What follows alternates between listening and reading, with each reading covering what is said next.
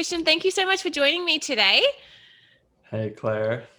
And you are joining me all the way from the United States. What area are you in at the moment? That's correct. Right now I'm in Chicago. Amazing. I've never been to Chicago, but I've been to America a couple of times, but I'd like to go to Chicago. Uh, is it, no, what season? No, you guys are heading out of winter into your spring? Spring. Yeah, I just got to enjoy some of my first sunrise runs this last week. Waking up with shorts, it's felt good. So we're coming out of the winter and I'm happy about that. Oh, amazing. See, we've just finished our summer heading into our autumn. So we're a bit opposite, but still Yeah, yeah. it's still hot here, even though it's not summer. But that's okay. So as we jump into the show, I'd love you to tell me a little about your business and how you started specifically working with dance studio owners and in what way you work with dance studio owners at the moment. Totally. Yeah. So really my background began in filmmaking and that's kind of like how I pursued. I left like a software consulting corporate job to pursue filmmaking. And after spending a couple of years like making video content for various brands across various industries, I started recognizing that a video alone isn't enough to help a business grow. Like a lot of business owners just didn't know how to use it. And I'm like, okay, I kind of want to figure it out. How do I figure out this whole marketing thing? And so I just started learning a lot more.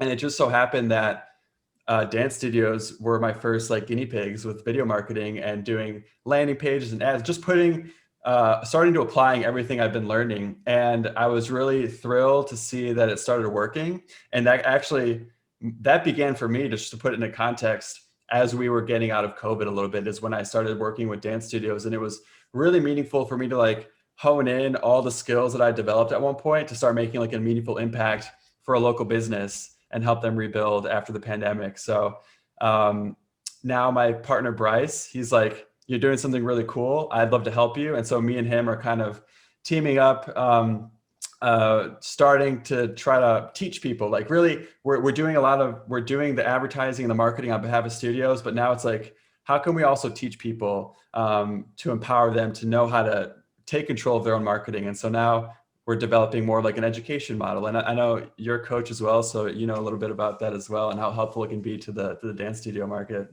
Yeah, absolutely. And I think there's definitely a time and a place for some businesses just to be like, I don't need to do that. I don't have the time. I don't have the skills, or they have the money to be able to outsource it completely. But Right. sometimes I think for some studio owners, whether it be size or there's a heap of different reasons why it might be better to learn the skills themselves to be able to implement in the business, or potentially train a teacher or someone who already works for them to start kind of developing those skills. Because I know, well, video is such obviously a visual platform, and being Mm-hmm. dance related, I always talk to my clients about this, that we have so much like visual potential in our businesses that we really need Yeah. to capture. So I love the fact that you do the marketing, but that you also teach other studio owners how to do it. Because the main thing I probably see in Facebook groups, and the main question I hear from my clients is like, how do I grow my studio? How do I get Mm-hmm. more students? And at the end of the day, it comes down to a lot of different things. But one of Yeah. the main ways to get people into the business is through marketing, which often I would say includes visuals and all of that goes along with it. So that's really exciting to hear. And it's awesome. Like you have your, I guess, own small business working with other small businesses. So you Yeah. understand like day to day how busy everyone gets. So that's really awesome too. Totally. Like we're wearing a lot of hats, you know? So it's we want to, like, as I myself want to go through marketing, studio owners also, and like we don't want to become full-time marketers to do that either. So it's fun to be able to help each other out in that way. Yeah, absolutely. So you already told me a little bit about yourself, how you're sort of in Chicago, and I know everyone around the world is dealing with different COVID restrictions and things at the moment, but I'd love to know a little bit more about you and your day to day at the moment and what that looks for you. Like, are you working one-on-one with dance studio owners every day, or are you working sometimes more on the education side? Like, what's your day to day look like for you at the moment? Yeah, so right now I have a few studios where they basically just handed off the advertising to me. And so with those, it's just like checking in. Actually, more recently, it's been helping them come up with summer camp plans and just how to market it once their schedules are in place. So that's been a big thing. And then, so I spend some days inside Facebook ads, like helping, just improving and trying to reduce the cost for some of those studios. And then on the other side, it's trying to just create some content. We've been hosting like workshops, just trying to get in front of people and just doing ask me anything style, like feedback sessions. So that's more of like the group type coaching in a way. So it's a little bit of a mix right now. A lot of technical things, but then also more so, hey, how can we just invite you into a Zoom room just like this, and we'll give Yeah. you feedback on your landing pages, on your Facebook ads, and really just find little ways to help them get some quick wins. Yeah, amazing. Well, that sounds really, really awesome. So jumping a bit, I guess, back into from a dance studio owner's perspective and what you're seeing working with them day to day, or just like your knowledge of the industry, what is sort of like one thing or a main thing that you notice that dance studio owners are currently struggling with their marketing? So is there one question, or is it always different depending on who you're working with? I think a common theme is like the technology and the marketing jargon just goes over the head. Because you and I, as marketers, we understand what a landing page is for, we know what a Facebook ad is for. But when I see them trying to do it on their own, they're just missing the mark. They're like getting information, they're trying to do it on their own. But I think there's just a lot of technology stuff, and Facebook and all these things are constantly changing. And so, yeah, I think it's just like, I'm trying to do it on my own, but just tell me what I'm doing wrong. And Yeah. so that's like a very common thing from a website and marketing perspective. They're like, there's a lot of information out there. There's just so much information. All they need is someone to tell them, hey, move this here or change this setting. And like, those are the kind of things that I've been commonly seeing as I interact with dozens of studio owners over the last couple months. Yeah, I would have to agree. And like I would say I have more expertise than like a someone who's never done it before, but I'm not a marketing expert. But even I know when I'm setting up my Facebook ads, like I'll get it done and I'm like, oh, that's really good. And then I'll go and check like my stats and I'll be like, oh, why is that performing so terribly? And then you're like, oh, there's this little one thing that wasn't missing, or I should have done this conversion. And it's just the tiniest little tweaks. But often I think people have an initial bad experience, or whether they spend, $200 on a campaign that gets them one view and they're like, oh, well, it doesn't work. And like, yes, I would agree. Right. It didn't work that time, but it's because of A, B, C, D, or whatever the reasons are. But it is so tricky. And the problem, like you said, is that you get used to kind of the way Facebook's working in one capacity, and then it'll change its dashboard and you're like, oh, like this looks so different now. So, Right. and there is like, Facebook used to love ads, and then now they love this, and now they're going to love that soon. And it's just sort of like, what is the best thing to do? So I think Right. I assumed that would be kind of the common question, but you never know. So I was always interested to find out. Yeah, like one, I think a quick thing that I can share too that I've been seeing is, even studios who do have, like, hey, it's like we have website traffic, but people aren't coming in through the door. And I look on the website, and I think because a lot of studios use studio management software, whether it's like Dance Studio Pro, Jackrabbit Dance, these are tools for your existing customers to come log in and register for a class. But those are your customers. They're happily going to do that because they already know you. They spend money with you. They're a customer.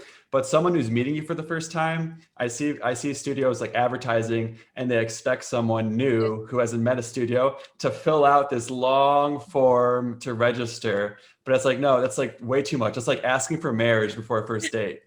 So it's like, just get a name, phone number, and email, trade it for a schedule or anything, or like another kind of offer, and just keep it really simple for anyone who's new. So I think that's probably the common theme is the struggling. How do I get new students who haven't met me yet?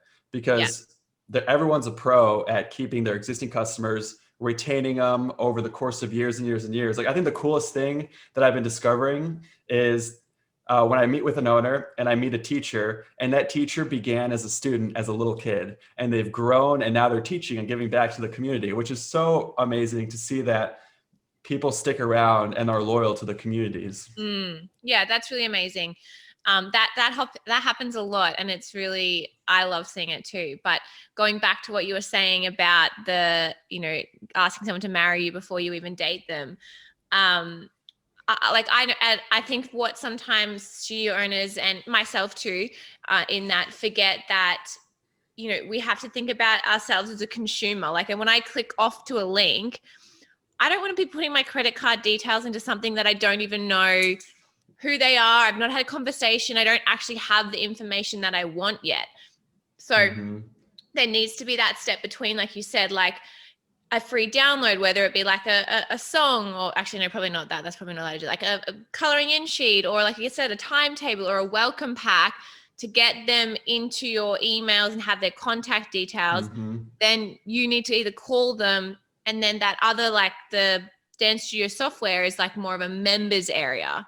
And totally, that is really important still to have on your website. It's really easy and you want to be able to direct people to it, but it shouldn't be where your Facebook ads are going to, because I'm not going to fill that out. So I'm sure, like someone down the street's not going to either. Yeah, Claire, you nailed it spot on right there. And I think it's like treating it like a school, like you're not going to enroll into a school until you do get that welcome packet. And as a parent or who's like signing up for a kid, you want to learn and like get to know the school before you ever make that kind of a commitment. And so making it as simple as possible for them to get info. Because the other thing, if you're relying on Facebook ads, a parent could be at home scrolling through their phone, they see something, they click in, but then if they see this long form and then their kid's nagging at them, hey mom, come check this out, they leave the phone and they forget about it. And so you lose an opportunity to get someone to give you their information and say, hey, I want to learn more. And so making it so simple, that next step always has to be really, really simple. Yeah. And as long as you have their email, then you can also contact them again via Facebook ads if you want to in the future. So there's a process, and I think that they're not forgetting like something super obvious, like, oh, you don't even have your email on your website. Like, it's not something like, oh gosh, it's just like these little tweaks to try and sort of not mimic, but structure our businesses more as if we are, a digital product and a digital business, or more structuring. What I talk to my clients about all the time is structuring your business like a business. I know dance studios are creative and that's really awesome, but at the end of the day, we have the same process as a regular business. And with that in mind, we need to be getting clients through the door in a similar way. Yeah, 100%. So we talked a little bit, I guess, about the main issue that studio owners are currently having. So what do you think is one thing that, dance studio owners should focus on right now? Is there like a first step? Is it that trial page, or is it something else? I would say if today a studio is running an advertisement on Facebook, they are spending money. I would first just take yourself through it. Like like you said, put yourself in the shoes of your consumers, walk through your own ad, ask yourself, hey, or give it to a friend. Hey, what questions come up? Because if people are still if they're confused, if they're unclear, then you have some work to do. So I always say, make sure, walk through it first yourself. Like whenever I build something for a client, before we launch it and are spending money, I walk through it. I make sure the emails are getting to me. I make sure it's easy to put in for my information. Because once you start putting money out there and you have all these holes in your bucket, you're going to start losing money. And so making sure that it's all buttoned up in place. So I think that's the first thing. And the second thing is, if you aren't really actively marketing or promoting, think about one specific slice that you want to get to. So another common thing I see, studios are like, hey, we do dance for everyone. But every dance studio is saying they do classes for everyone. And so, for example, my client loved the dance studio. She does everything from pre-K all the way to teen competition. If we were to do marketing for everything, I don't think it would be as successful. But right now, all we're doing is kids 5 and under. That's the only thing that's marketing, because then, it's parents who have kids. It's like really specific. And so I would find, what's that one place that will help you enroll new students, right? And so I think that would be my next recommendation too. I agree. And it's all about, I know like niching is a completely different topic altogether, but when I talk to my clients about that, I'm like, okay, so let's really talk about and really sort of refine down your niche. And they're like, yeah, my niche is dance. And I'm like, yes, I know, like it is a niche. Like when I talk to just general people, they're like, wow, what a specific niche. But you have to even get more specific. And there is ways that your dance studio differs to the one next door, and next door down the road. And it should be that way. If we all look exactly the same, why would anyone, why is someone coming to you specifically? So I find thinking about why you're different. And then again, like you said, an ad for an under 5 is going to look completely different to someone who's looking for a beginner hip hop for their 12-year-old. Yeah. So you can't expect that person to kind of go, oh, look, there's a cute little ballerina. My teen would love that in her age group. Like, like people just don't kind of make that leap. So if you're really looking to fill a specific class or a specific age group, setting up ads that are really targeted to that you're going to see better results anyway. Totally. Because then you want to be able to see yourself in it, right? Like you said, if you're selling a ballet class, but you have a kid who's interested in hip hop, when you see it, it's like, not for me. That studio's not for me. And you're gonna gravitate to the one that does show you that. Yeah. And like occasionally, often, like sometimes people will see that ballet thing. They might click through and then they might look at your socials and go, oh, look, they actually do offer what I'm looking for. But like we said, people are time poor and people are just scrolling now. Time poor. I like that. You want to just kind of grab their attention by showing them what they want. So maybe doing more specific ads with a smaller budget will be something to think about. But like, I know, like I make mistakes all the time. Like this is the irony of this is not lost on me. I was teaching my studio manager how to set up a Facebook ad. And I was like, we'll just do a pretend one. Like it won't, we won't put this up, whatever. And then did it, left it, didn't think about it for like 5 days. And then I was like, I don't know. I just like, I better check that I didn't turn that ad on. And I went back and I had spent $700 on a fake Facebook ad because I was just showing her all the different parameters. And I was like, look, you can be like $200 a day. And luckily I only checked a couple of days later. I'm still horrified. Oh, Claire. Wow. It's that easy. I mean, it's that easy, That's like worst case scenario. But what I want to say to people listening is that if there's anything you can learn from my absolute horror is that once you set up an ad, you do need to be checking in with it as well to tweak it. Or hire someone like yourself who has more expertise and won't just be like, Well, Claire, you're very brave for sharing that story. And I think those, we have to make mistakes. Like, I'll never do that again.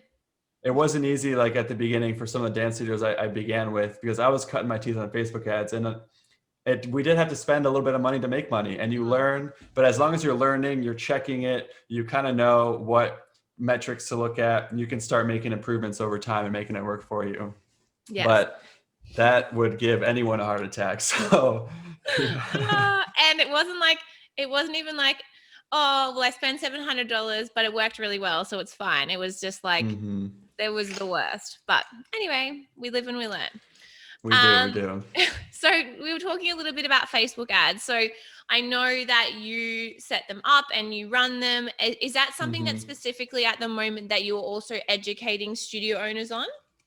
Yeah, 100%. I think that's one of the main things right now, because that is the beginning of a new customer meeting you, is a Facebook ad. That's like the first time they're going to see you. So I think it's important.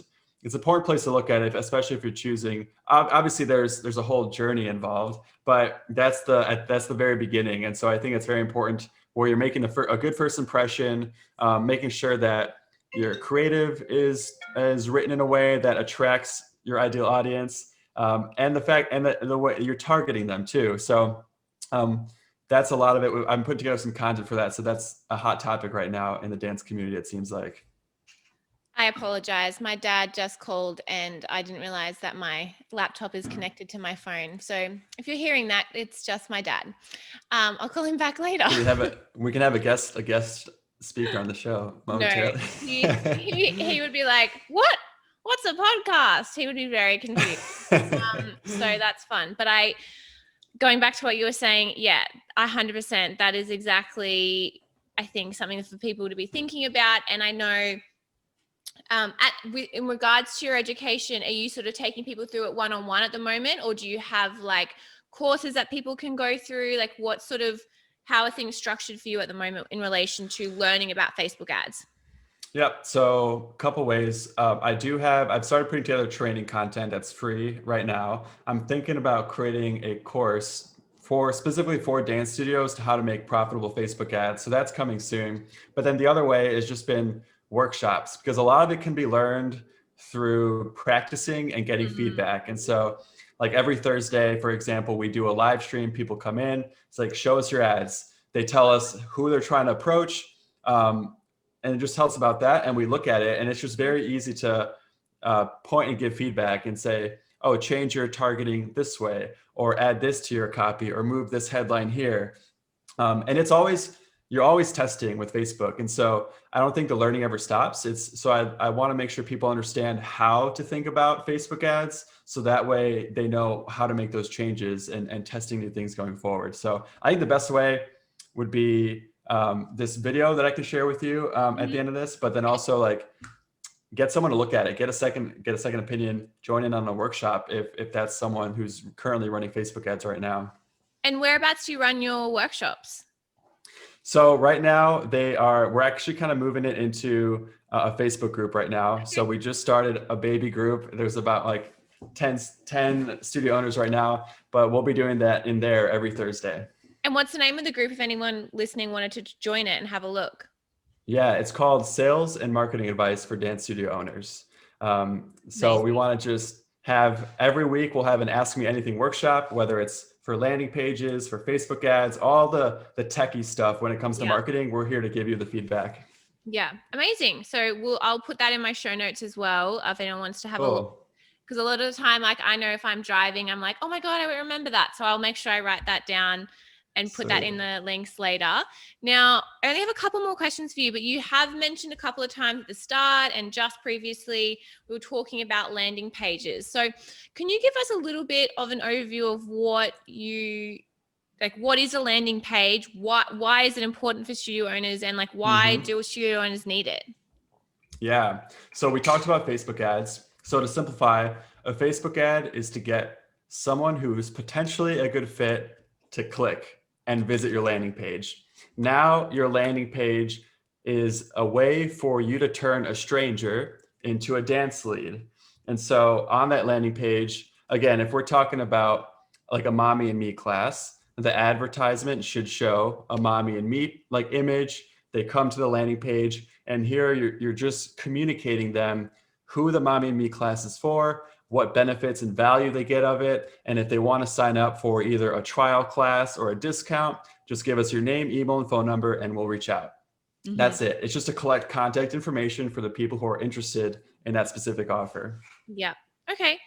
Yeah. Really good. And I know just from knowing, but there is lots of different technology and subscriptions and blah, blah, that you can set up to make it easier. But again, you can set up something quite simple kind of within your, getting excited, within your current web host, can't you? So yeah. Is that landing page is something that you teach as well? Or is that something that is just sort of assumed when you take a new client?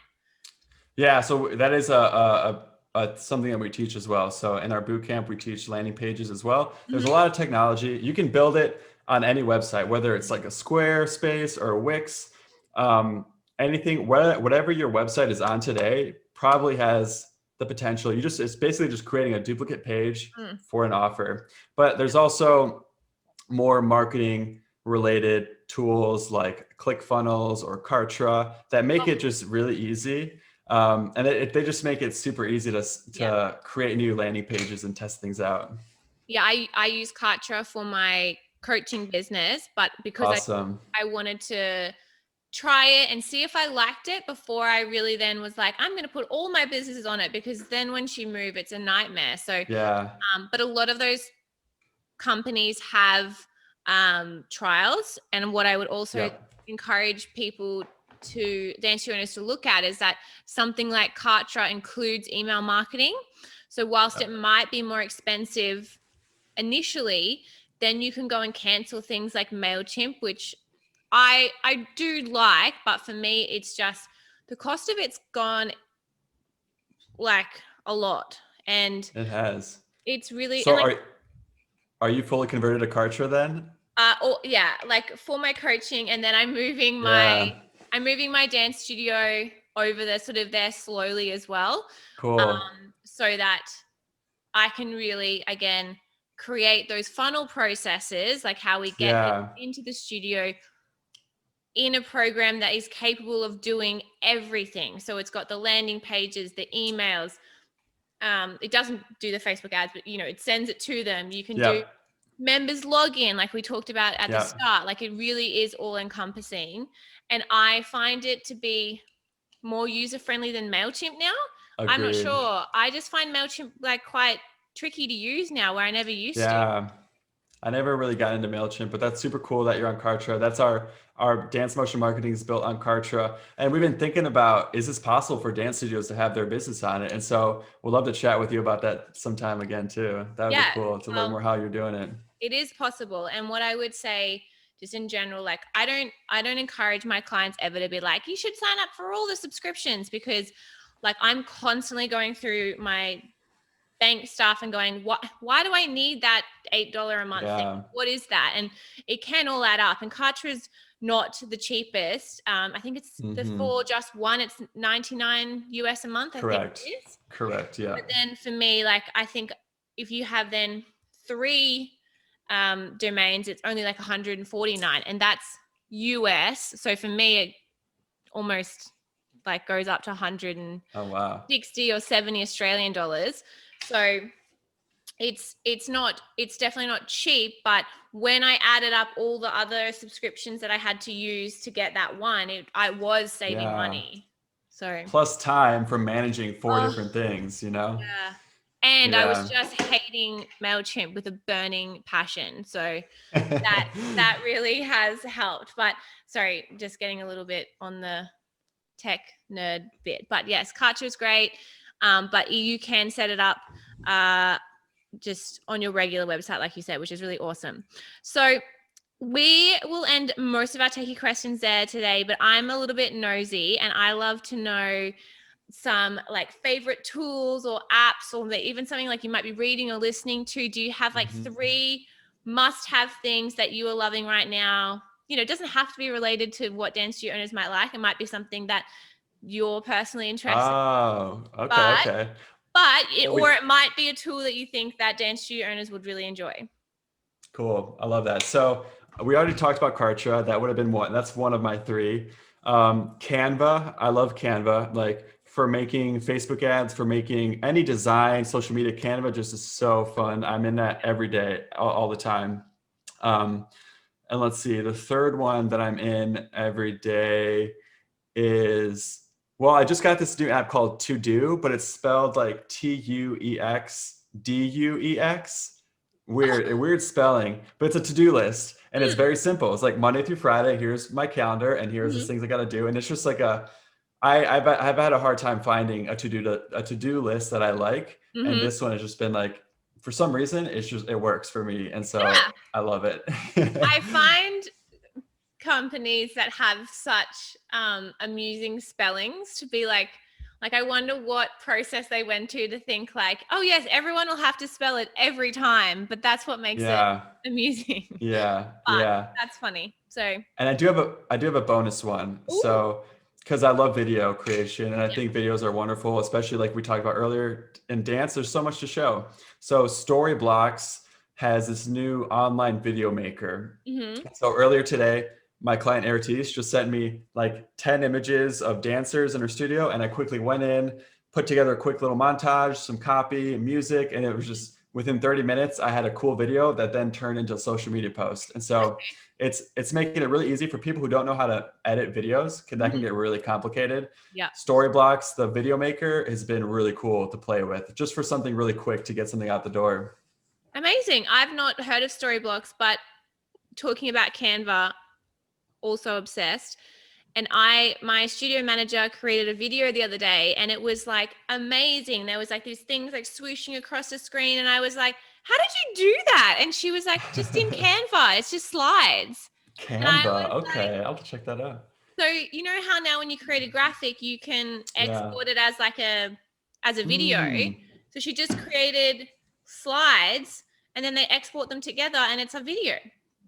That's awesome. I haven't even done that in there yet. So I'm going to go try that tonight. And it was just funny because I was like, oh, you're amazing. And she was like, yeah, like she was just like, it was so easy that she didn't even think about it. And I was like, look at the swells. But yeah, so if you haven't tried out creating video in Canva, I'd recommend that as well. Awesome. So we are going to wrap up now, Kristian. But before we do, I'd love for you to share one more time your business name, your website, and maybe your group name one more time. But again, we'll put all this information in the show notes as well. Totally. So the company is called Dance Motion Marketing. You can find us at dancemotionmarketing.com and Facebook. The Facebook group is simply Sales and Marketing Advice for Dance Studio Owners. But if you go to our website, you'll notice there's a free training, the 7 keys to profitable dance studio ads. Free training, check it out. Like, I think, especially if you're marketing to kids like 5 and under, or like those younger kids, it'll help you a lot. It'll help you save a lot of money and costly mistakes, is my hope. And even like I need to go and download that, because so hopefully it'll tell me not to turn on fake ads, so I don't do that again. No fake ads. No fake ads. Okay, thank you so much for joining me today, Kristian. It was lovely having you on the show, and I look forward to connecting with you again in the future. Thank you, Claire. Appreciate it. Had a great time.